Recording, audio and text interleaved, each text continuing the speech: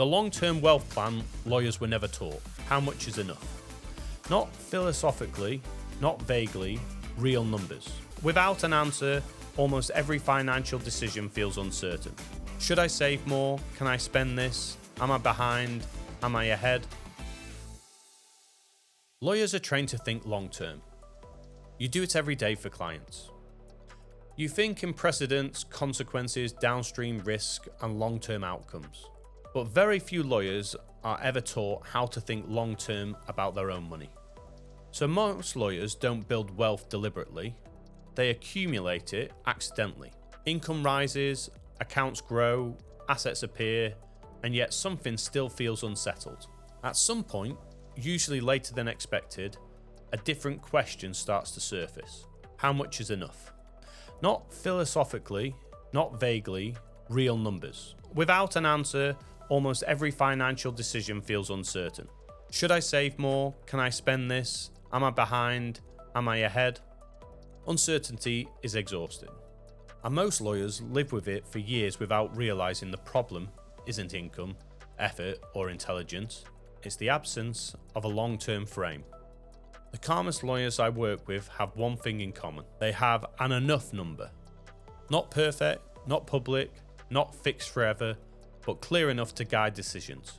That number isn't about status or comparison. It's about knowing when extra complexity stops improving your life. Once that anchor exists, something important changes. Decisions slow down. Instead of asking what's the best possible return, they start asking what needs to be true for my plan to work. That shift removes enormous pressure, because wealth isn't built by maximizing everything. It's built by aligning the right things. The second mistake lawyers make is mismatching time, horizon, and risk. Short-term money ends up in long-term strategies. Long-term goals sit in cash. This creates stress people often mislabel as risk intolerance. It isn't. Money behaves best when it knows its job. Short-term money needs stability. Medium-term money needs balance. Long-term money needs time.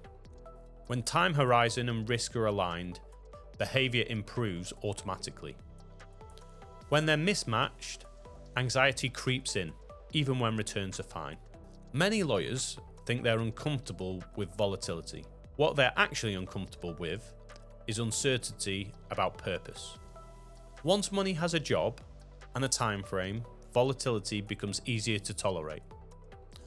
The final piece most lawyers underestimate is consistency. Wealth is rarely built by big moments. It's built by boring, repeatable behavior.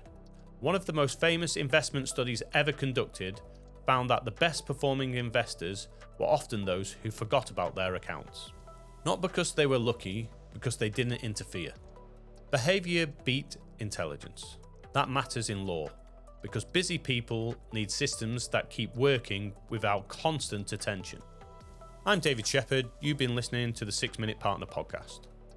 Please note that the discussion points we cover in this podcast are our own views or those of the guest speakers and do not constitute as financial advice.